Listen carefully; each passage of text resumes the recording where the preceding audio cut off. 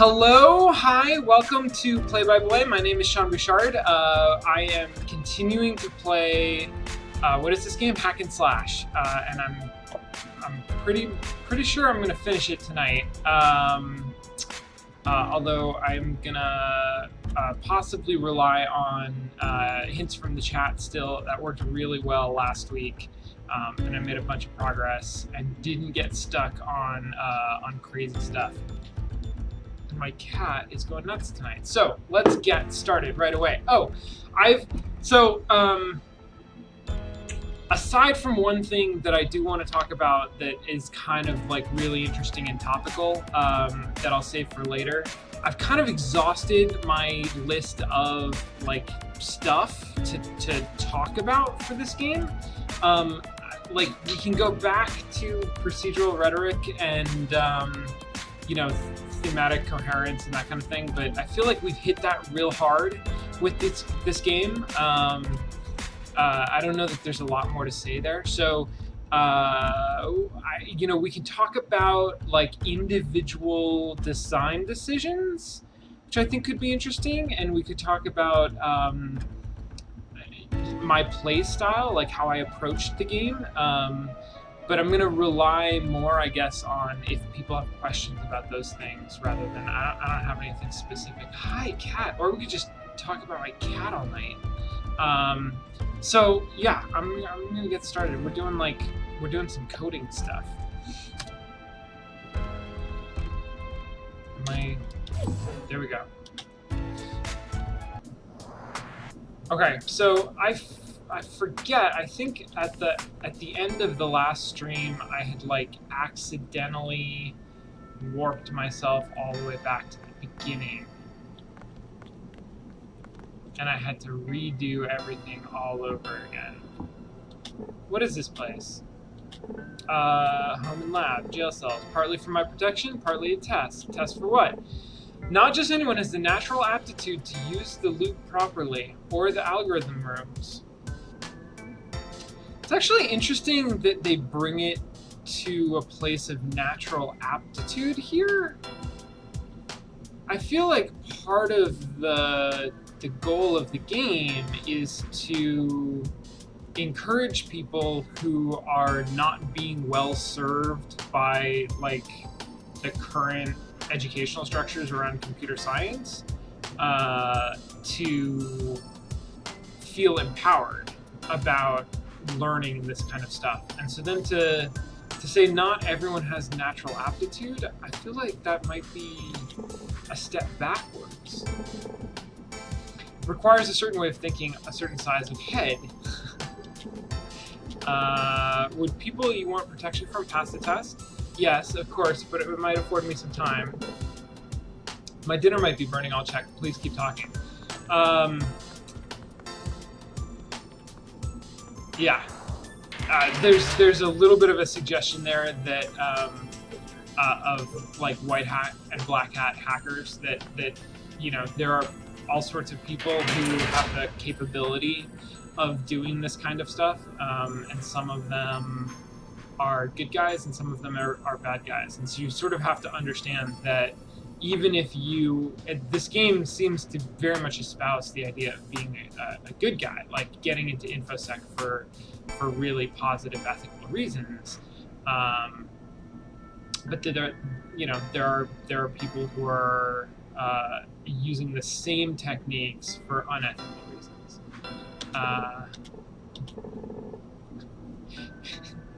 I like the irony here. We've been trapped in the same type of cave several.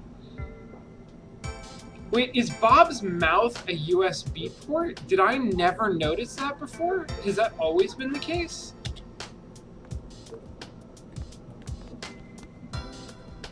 Oh, sweet. Okay, so because I've already solved that, I guess maybe it just stayed solved.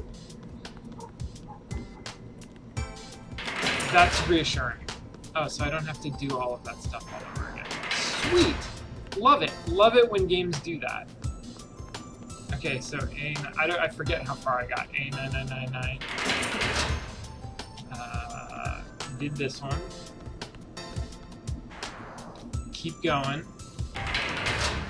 You can't. No, don't hit buttons, please. Thank you. Your tail is all over my function keys.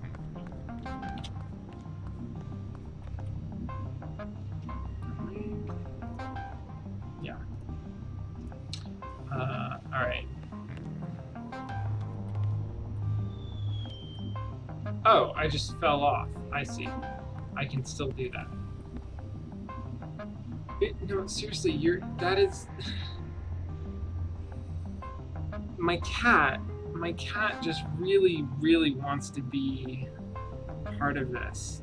Hey, bunny, come here, come here. Sorry. Okay. All right. Outer password equals seek knowledge continue. I gotta remember this. Did my camera go all over the place? How am I doing? Good.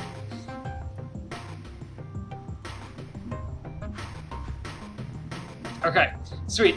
Outer password equals seek knowledge continue. Continue goes to the next line. Put true in cyan. Return cyan. So return true. If inner password equals change the rules, continue, put true in orange, return orange. Load bool, put true in blue, return blue. We're returning true all over the place. Did I already fix this one? Like, is this... Yeah. Oh, this has something to do with the bridge offset, okay. I feel like maybe I already did something to that one. Maybe I got well past this, I forget. I feel like this was around the place where I got last time, but maybe I got past all of this. I do remember sort of creating bridges. Look at this bridge. Yeah, I must have done that. Okay.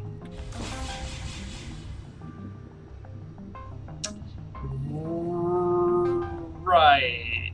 Okay. Oh shit, closures. Okay.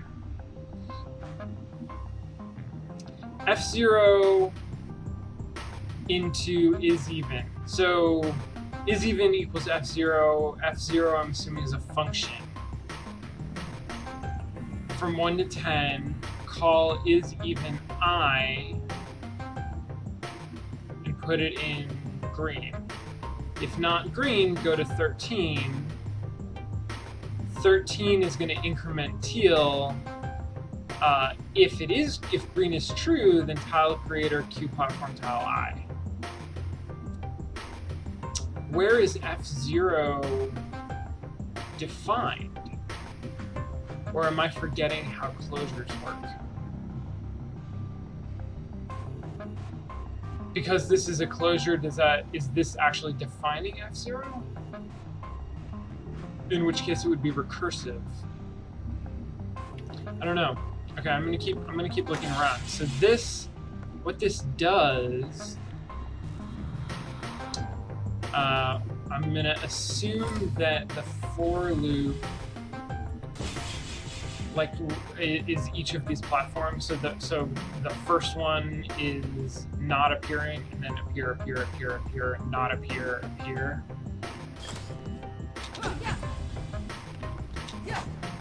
Oh, does this not have a port? Yeah. Oh dear. Okay.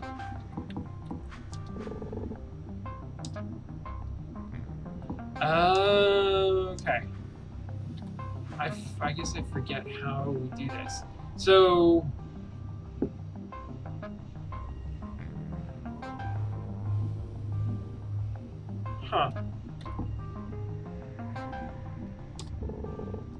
although I'm confused because it's not doing, it seems like the function that is calling is even, but it's not doing every other platform, right?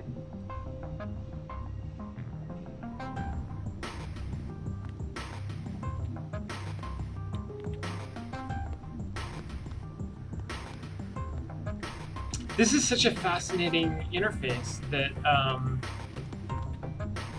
it's sort of super confusing. So F0, argument tile creator, 1, 10, cube platform tile.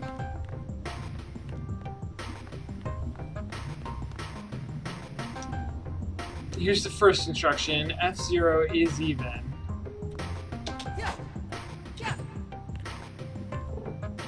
What's a closure? Oh, here's some hint. No, never mind. It's connected to that pedestal. The display on the pedestal looks the same as the displays that take us into these rooms. Do you think it leads to another algorithm? Maybe a closure is an algorithm's pet algorithm. Yeah, okay. I would never have guessed. I never would have guessed that interface though, because this doesn't especially look like the platform or the pedestals outside, so that's a little bit weird. But here we go. So F0 has its own definition. So I mod 2. God, like if you don't know what modulus arithmetic is, then this isn't going to make any sense. I feel like there's a little bit of dropping the ball here in terms of, for most of this game, I feel like you needed to have a more of a willingness to think about the internal structures of like the game logic than an actual prerequisite knowledge of how the game works, of like computer science or programming. And maybe I'm wrong. Maybe because I can't like really judge that impartially. But it seemed like somebody could sit down and try to play that game for the first 2/3. But now we get to this part, and I seriously don't know what you would do here if you didn't have some sense of like what the hell all of this is. Like this makes some sense to me because I haven't seen Lua, and I would be shocked if this was actually true Lua, but this is something. You know, it's kind of a combination of a couple of different languages. There's something kind of scheme-like about it, and there's a like assembly language-ish thing going on, and then there's also kind of like the line numbering is very reminiscent of BASIC. So I'm familiar with a lot of the elements that are going on here, and I feel like I'm drawing on that knowledge an awful lot in order to figure out like what this algorithm actually does and how I can change it to make it do what I want. Which is a little bit too bad. Like it'd be nice if the game could teach that rather than just, you know, requiring that you practice it. Okay, so modulus. If you don't know, modulus arithmetic is it's about taking the remainder when you do division. So if you do long division in a way that, like, if you do it out by hand, then you end up with, you know, an answer a number of times that value B goes into value A, and then with some remainder, and that remainder would end up being a fraction. Modulus arithmetic basically throws away the how many times does number B go into number A, throws away that like answer to the division, and only cares about what the remainder is. So if you say like, you know, 100 mod 10, that's going to be 0 because 10 goes into 100 10 times evenly. But if you say 102 mod 10, that's going to be 2 because 102 or 10 goes into 102 10 times with a remainder of 2. So the answer is 2.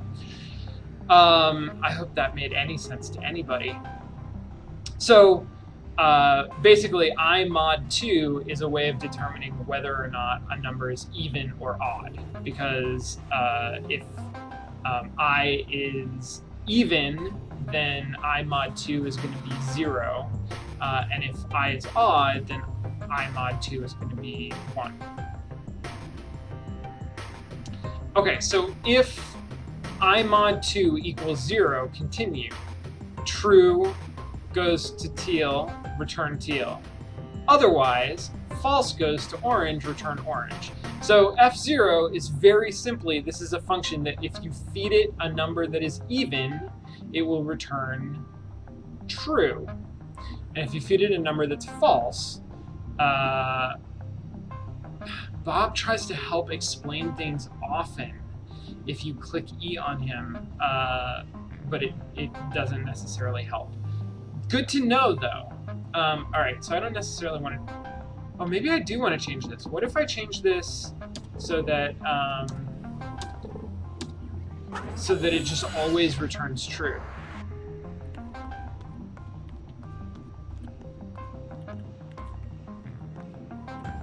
Let's mod... These are not the colors that I expected. Number constant pedestal. Okay, so red, the red I'm assuming is input, input mod 2. Yeah. So blue is 2. Input mod 2 yields purple. Purple equals green. Green is 0. Yep.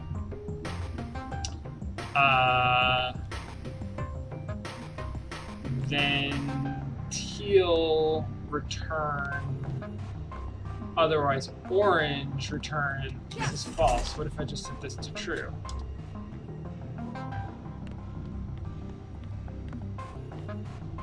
Okay, I'm gonna try that. So now this function that is supposed to be returning whether or not a value is even is just always going to return true. It's going to say that every value is even.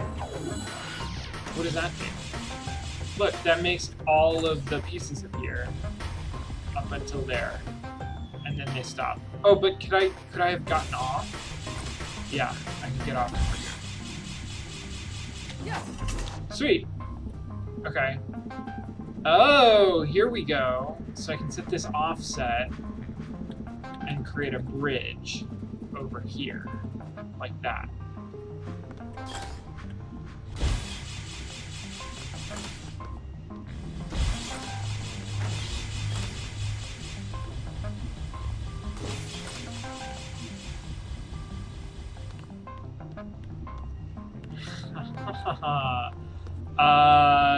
Okay, so it was pointed out to me that when I talk to Bob, I put on the magic hat, which resets the overlay so that I can't see info. Okay, I'm not going to worry about that right now because I don't feel like I need to see the info, but we'll see. All right, remaining push is 0. Second, so this is just a block. Got it. It's but it's.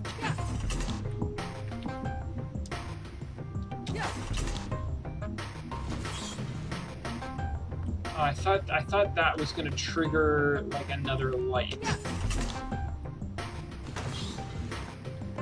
right? Because doesn't it seem like this somehow is shining an incomplete light, sort of a deal? Oh, check this shit out. Okay.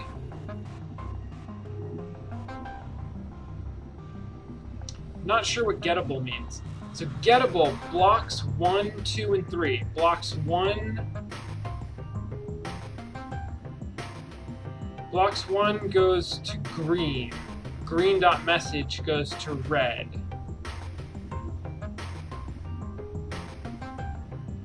Blue.message goes to yellow. Purple.message goes to C.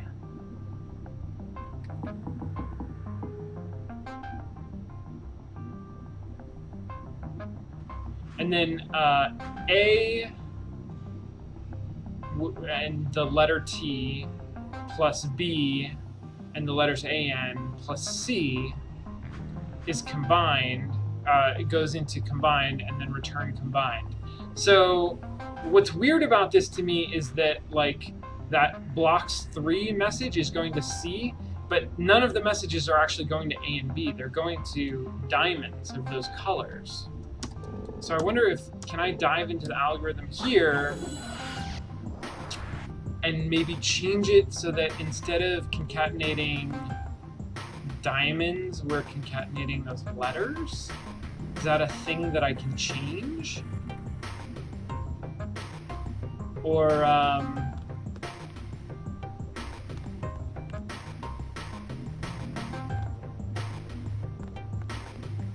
at this resolution, I can barely read the text on here. So this is a gettable. This is a gettable. This is a gettable. This also looks like a gettable. I can't edit it at all. Okay. Gettable, gettable, gettable. Why are there 6 gettables? Oh, because I guess there were 6 lines of gettable in the thing. It's right. It's getting the block and then it's getting the message. Will you tell me things? Any idea what this machine is? Maybe. What do you see with your third eye? Oh, I put the hat on. Okay. It says blocks eye goes to green. Maybe it's pulling a property out of that crystal and stuffing the result into that crystal.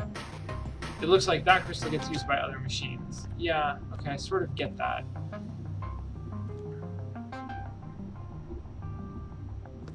I guess I should put the hat back on.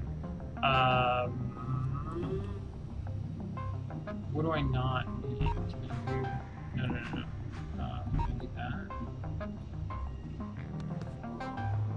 So I don't think I can change these bits. Like this, whatever color that is, that's sort of confusing. But these do, no? Yeah, this pinkish thing goes down here to this concat. So it is, I think, doing the thing that I wanted it to do. It's just representing it strangely on the thing. So that's the AN, this is the T. Number constant pedestal 3 to message 1. That I can't do. So, oh shit. Can I undo that? Oh shit. How do I...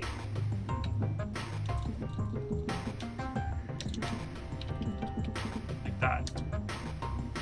Except not with the thing at the end. Okay, let's see if I broke it. I may have broken it. Actually, let's compile the script and see if I broke it. No, apparently not. Okay.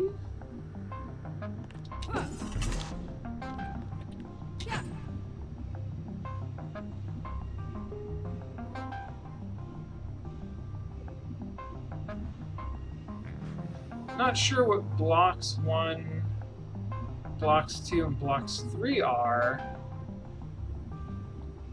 I would think that they would be these things. Hack block 1,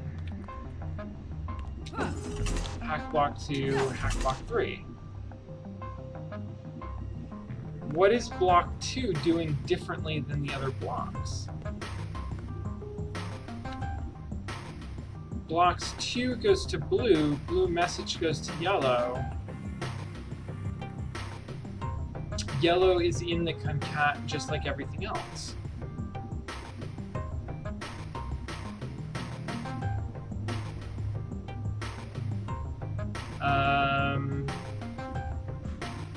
Cool, okay. If anybody is seeing things that I'm not seeing, let me know. I'm just gonna go up on this bridge.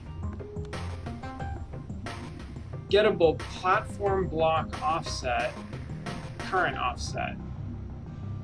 If 0 is less than current offset, so if current offset is positive, continue. Remove 1 from current offset and put it in orange, and then set platform block offset to orange. So basically, if current offset is greater than 0, bring it back gradually to 0 for platform block. I wonder what platform block is. Is that?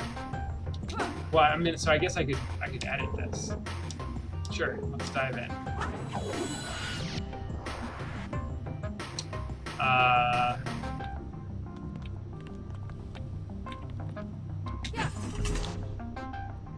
Offset. I don't want to change that. What if I make this a larger number, like 25? Number constant pedestal 2. Value 1. That's how much we subtract by. Okay, I'm gonna try this. If it's already at 0, then it's not gonna matter. This isn't gonna change anything. It's only going to change anything if I move it to negative numbers. Let me try that.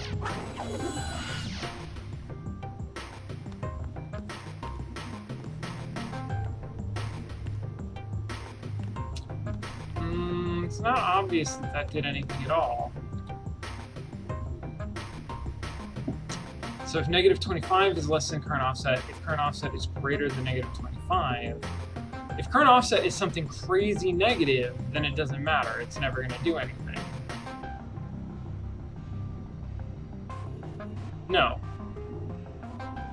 If negative 25 is less than current offset, continue. So if current offset is greater than negative 25, continue. Otherwise, just return, I guess. Yeah, so if current offset is negative 30 already, then we're not going to continue, we're not going to subtract anything. So I think current offset must be something really negative, which I'm guessing current offset is for this block that I'm standing on right now, which is a block that I set somewhere else. So maybe that was an alternative. Oh, no, that doesn't make any sense.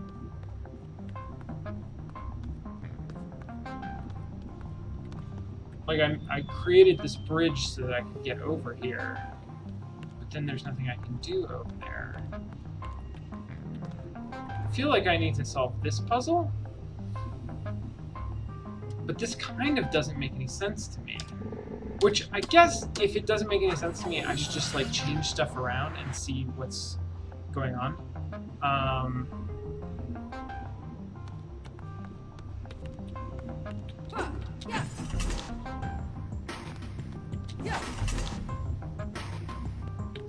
But the only things that I can change are these variables, right? I can't change... I can't change the structure of the algorithm.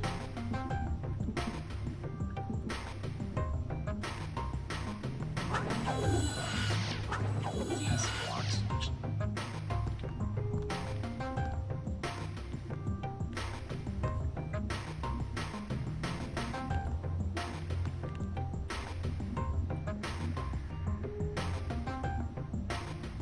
So I successfully changed this, right? Now it's blocks 2 instead of blocks 1.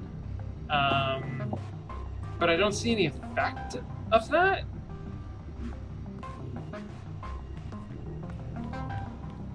So I'm kind of not sure what to do with that.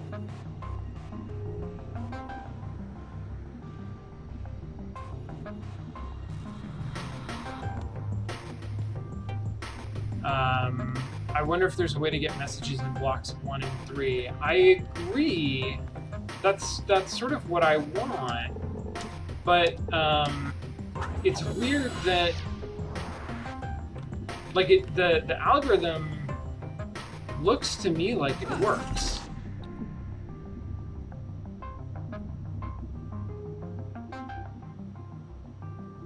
Yeah, okay.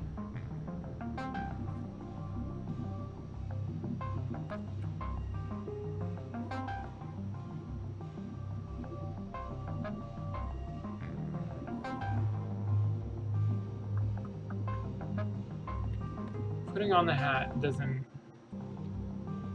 help me a whole lot. Let me go into the world and put on the hat.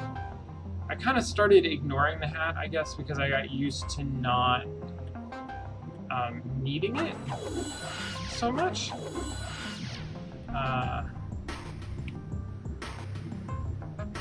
Wait, why is that? Why did that become time distortion?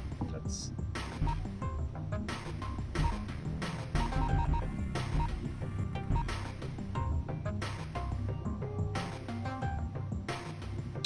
Oh! Oh!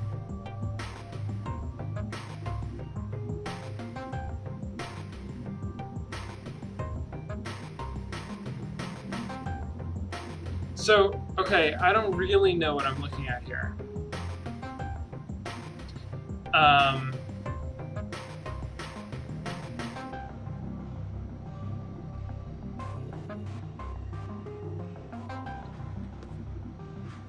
I'm not sure why the middle block is displaying, you know, up on the wall, whereas the other blocks aren't.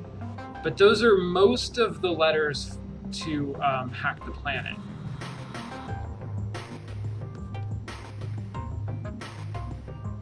Which is indeed a hacker's reference. Although I haven't actually seen Hackers Don't Tell My Friend Jesse.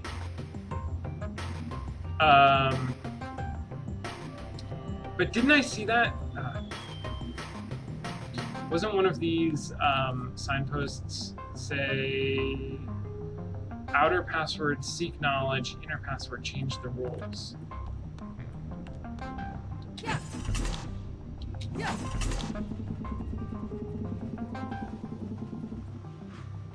Got it. Okay. Here's the thing that's going on.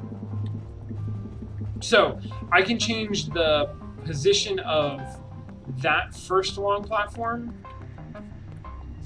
and I can change the position of the middle platform, and then I think I must be able to change the position of the third platform via that interface that's way up there.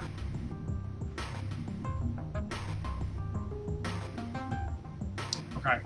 I'm still not sure where those passwords are from. If password equals seek knowledge continue, did I already solve this one? I must have already solved this.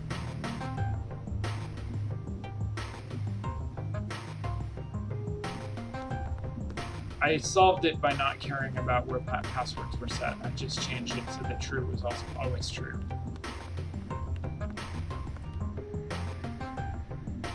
Okay. I kind of hate this inventory system.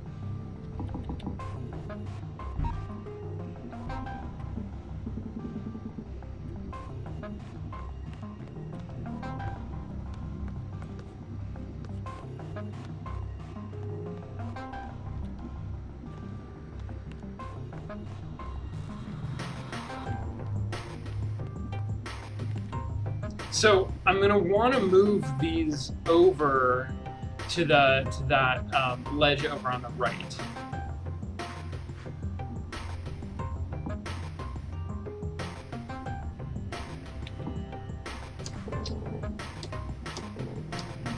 Let's do something a little crazy. Let's do something a little crazy. Oh, whoops. Not that specifically. So I can get it. It right now it's subtracting 1. What if I made it subtract -1?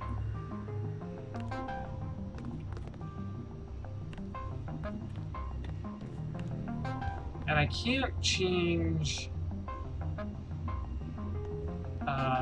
current offset, continue, offset minus -1, platform block, offset.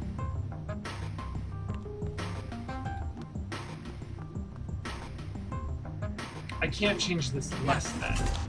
Oh, I can. Oh, shit.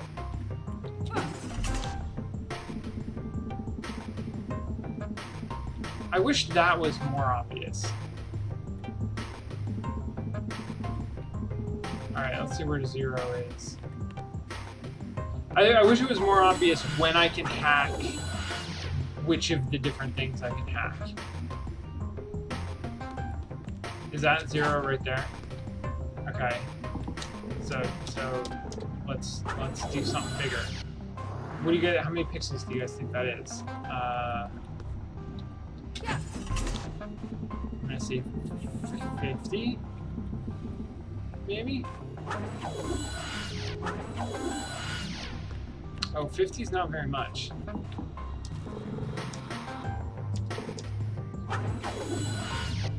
Okay, so if that was 50, then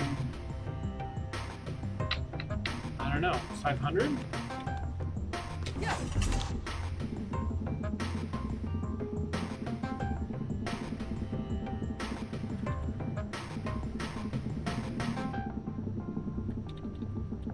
Let's try that.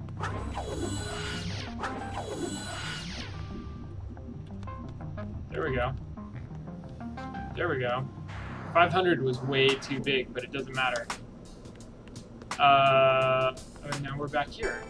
But did we solve the riddle? Did we get to where we wanted to go? We passed the trials. We're capable of facing Christo if we're not stuck in here. Oh. Latest and most powerful invention, the loop allows you to see algorithms that are already exposed to the world. These bombs will expose algorithms that normally can't be accessed.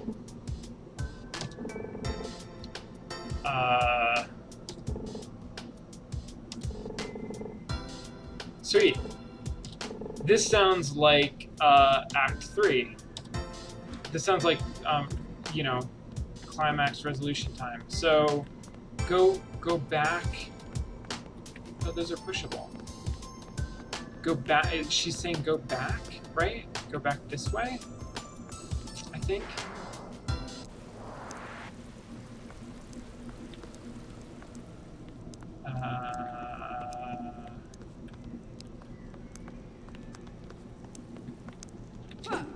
Yeah.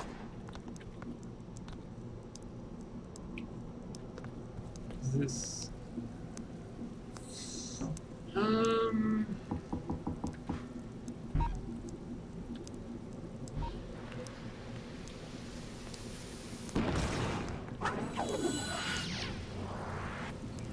Oh, interesting. Unhackable gate door. Init is hackable. Close, open, on, open, set. Is hackable. Let's make it hackable. Oh, this is fascinating. Argument self, false. Yeah. I can set that to true. And now maybe I've made it so that it is hackable. Can I also... and now I can hack it. Check that out. Check that shit out. That's pretty cool. All right. I'm going to stop there. I'm going to take a break, and then I'm going to come back, and I'm going to hack the entire planet. It's going to be great. Yeah, I'll see you guys in just a second.